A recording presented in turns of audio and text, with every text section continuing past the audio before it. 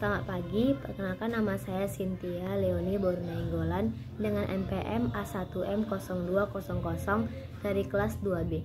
Di sini saya akan menjawab soal UTS yang diberikan. Yang pertama, jelaskan pengertian bimbingan dan konseling.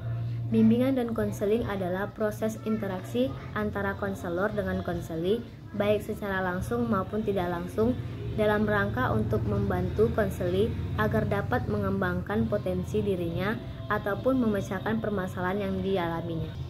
Yang kedua, sebutkan dan jelaskan fungsi bimbingan dan konseling. Yang pertama yaitu fungsi pemahaman, yaitu fungsi bimbingan dan konseling membantu konseli agar memiliki pemahaman terhadap dirinya. Yang kedua, fungsi preventif, yaitu fungsi yang berkaitan dengan upaya konselor untuk senantiasa mengantisipasi berbagai masalah yang mungkin terjadi untuk memecahkan supaya tidak dialami oleh konseling. Yang ketiga yaitu fungsi pengembangan, yaitu fungsi bimbingan dan konseling yang sifatnya lebih proaktif dan fungsi-fungsi lainnya. Keempat yaitu fungsi penyembuhan, yaitu fungsi bimbingan dan konseling yang bersifat kuratif. Yang kelima, fungsi penyaluran, yaitu fungsi bimbingan dan konseling dalam membantu konseli memilih kegiatan ekstrakurikuler. Yang keenam, fungsi adaptasi, yang fungsinya membantu para pelaksana pendidik, kepala sekolah, konselor, dan guru untuk menyesuaikan program pendidikan terhadap latar belakang pendidikan. Yang ketujuh yaitu fungsi perbaikan, yaitu fungsi bimbingan dan konseling untuk membantu konseli sehingga dapat memperbaiki kekeliruan dalam berpikir. 3. Sebutkan dan jelaskan asas-asas bimbingan dan konseling. 1.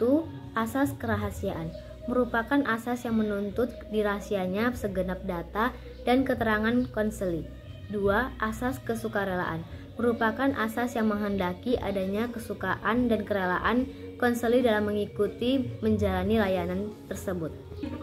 4. Asas kekinian, merupakan asas yang menghendaki agar objek sasaran layanan bimbingan dan konseli adalah masalah konseli dalam kondisi sekarang.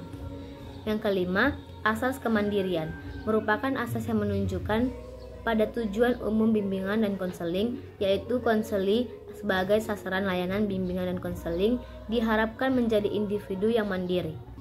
6. Asas kegiatan, merupakan asas yang menghendaki agar konseli yang menjadi sasaran layanan berpartisipasi secara aktif di dalam penyelenggaraan layanan bimbingan dan konseling. 4. Sebutkan dan jelaskan contoh kesalahpahaman bimbingan dan konseling di sekolah. Pertama, bimbingan dan konseling dipisahkan sama sekali dari pendidikan. 2. Bimbingan dan konseling dianggap polisi sekolah. Hal ini menjadi menarik untuk diselidiki lebih jauh karena kebanyakan siswa menganggap guru bimbingan dan konseling sebagai polisi. 3. Bimbingan dan konseling dianggap sebagai proses pemberian nasihat. Jelaskan landasan bimbingan dan konseling. Landasan dan bimbingan konseling adalah pada hakikatnya merupakan faktor-faktor yang harus diperhatikan dan dipertimbangkan khususnya oleh konselor selaku pelaksana utama dalam mengembangkan layanan bimbingan dan konseling. Sekian dari jawaban saya. Jika ada salah kata mohon dimaafkan. Terima kasih dan selamat pagi.